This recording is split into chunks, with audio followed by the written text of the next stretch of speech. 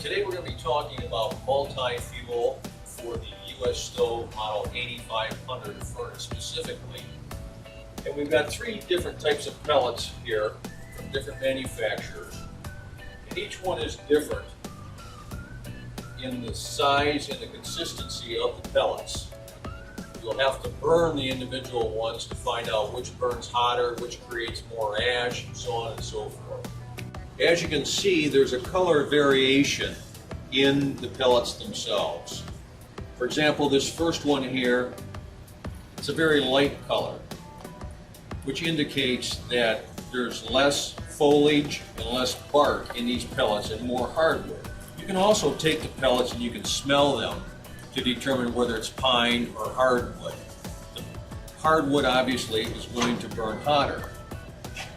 These pellets here are a little bit darker, which indicates more bark in the pellet mix, as these here are a little bit lighter in color.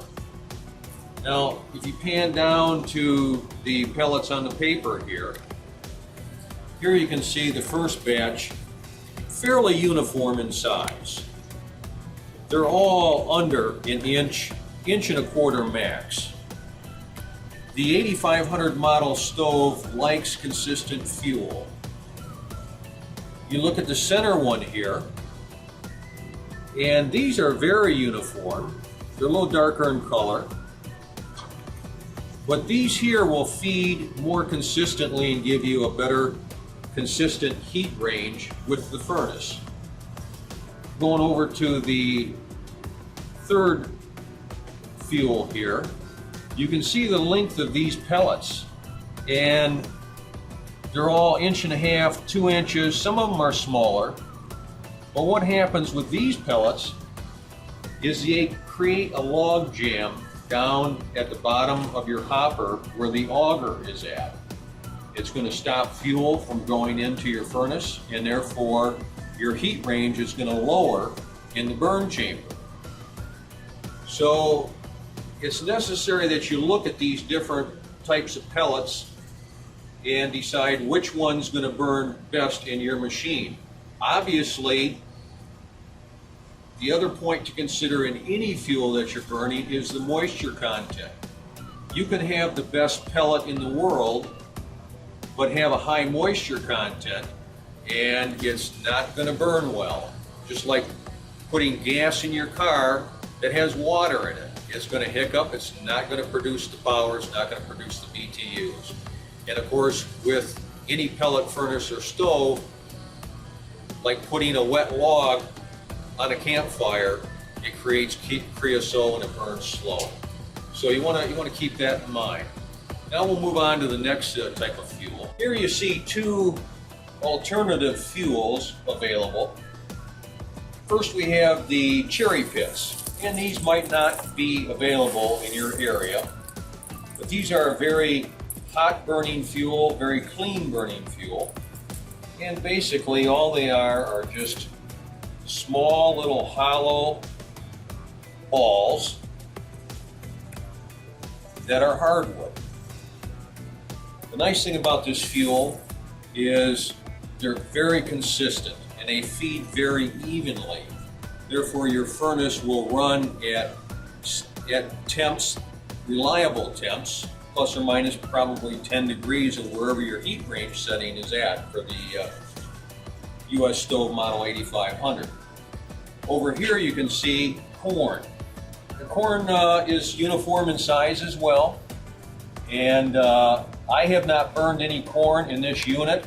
I would assume the unit will burn the corn just fine, providing that you have corn that has low moisture content and you sift the other particles out. And you can see right here, we just pulled a handful, and you can see the debris that's in the corn. And I'm sure you're also going to find little pieces of corn cob in there as well.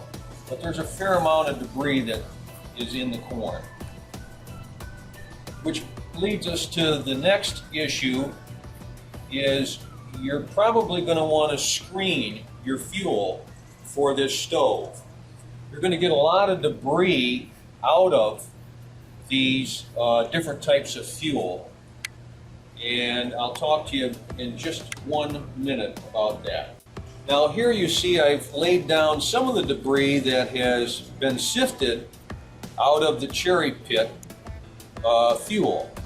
And of course you can see some small branches, you've got some husk of some sort, and we even found a rock in there which could possibly jam up the auger in your machine.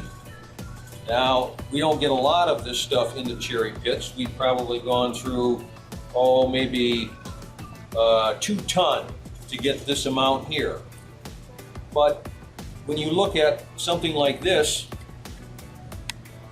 stopping your auger from feeding fuel into your furnace, one branch or one rock, one piece of debris can force you to shut down or empty the hopper all the way out, clear the blockage, and then put your fuel back in the hopper.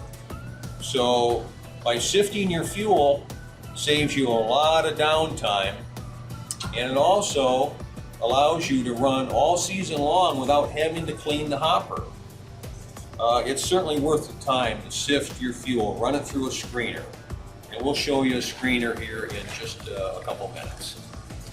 Okay, here we have a homemade pellet screener. You can build one of these easy yourself. They work real well. We're going to be screening the cherry pits because that's what I'm burning in the furnace at this time. Give you an idea. These are 40-pound bags. It's got a hopper on top. And it has a control here which operates a door in the back which controls your feed going down into the screen. Put a bucket underneath there to catch it. There's a vacuum on the other side hooked up into this chamber here which pulls most all the debris out of there. There's some in there right now. And as you can see, there's cherry pit debris down in there. You can see some of the branches that are caught on the screen. Most of them fall through. The rest of it is just little tiny pieces and dust off the cherry pits. So what we'll do is we'll get a bucket under here and we'll turn this on and let you see how easy it is to screen 40 pounds of cherry pits.